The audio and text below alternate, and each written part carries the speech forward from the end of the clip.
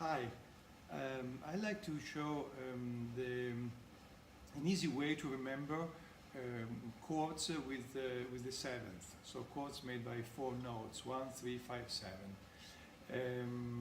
The chords in the position I'm going to show you, they are called drop 3. I'm not going into the theory about the drop 3. You'll find explained in many books. I just want to show the position that is very convenient to remember for the guitar. And so I show it in G. So this is a G major 7, so with the F sharp. Then there is a G7, then a G minor 7, G minor 7 flat 5, and then G diminished.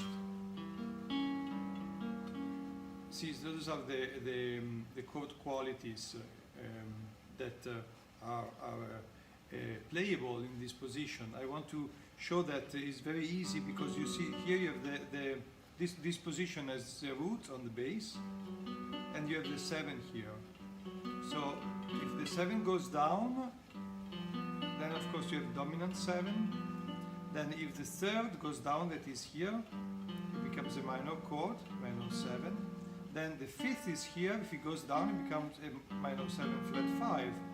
And here we have the 7th, it goes down, it becomes a diminished 7, so it becomes a G diminished. So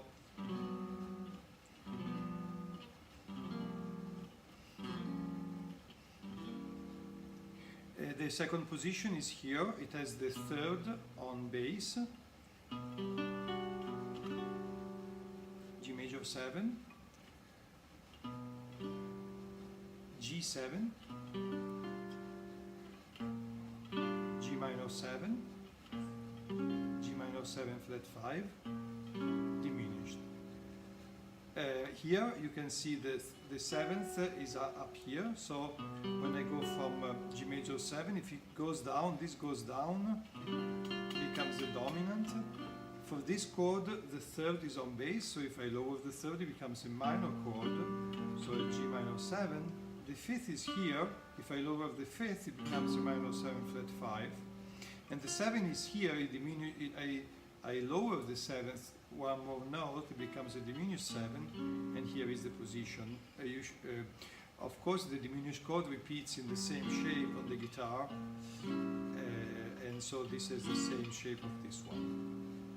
Then the third position to remember is the one with the fifth on bass, so this chord here is actually a beautiful chord, is a G major 7, the 7 is here, so if it goes down it becomes G7. Now the third is here, so if it goes down it becomes a G minor 7. We have the fifth on top, so if it goes down it becomes a G minor 7 flat 5. And then again the 7th goes down and becomes this position again, which is the diminished chord. The last position is this one. So we have the 7th on bass, so this is F sharp. It's not easy to play here on this guitar, but this is the shape. So I have here the G with the 7th here. Then if I lower the 7, it becomes this position, which is a G7 with the 7th on bass. Then the third up here, if I lower it, it becomes a G minor 7. And then if I lower the fifth that is here, it becomes G minor 7 flat 5, and then if I lower the 7th, it becomes a diminished chord, and again I have this shape here. So this is a great way to remember it, because there are the root position and the 3 inversions, and then you have all your chords right there. These chords can be played also on the upper strings, and so in this case it would be G, the one with the third on bass played here, and then we would have this chord here, which is a dominant chord because the 7 is here. Then if I want to have a minor chord, it goes down here, becomes this one. If I want to have a minor chord with the flat 5, is this one. And then if I want to diminish, it becomes this chord.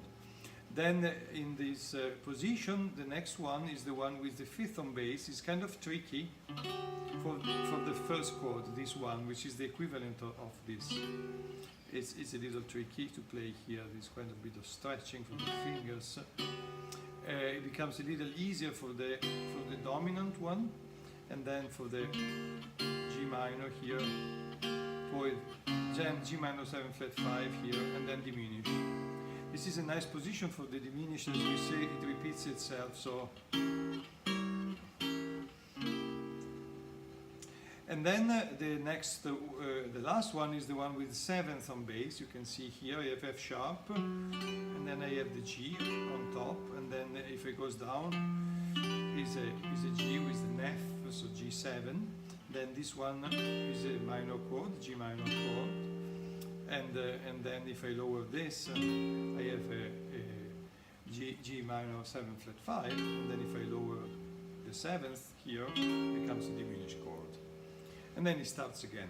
So I hope you enjoyed it. These are easy to remember, and you will use them all the time. Bye bye.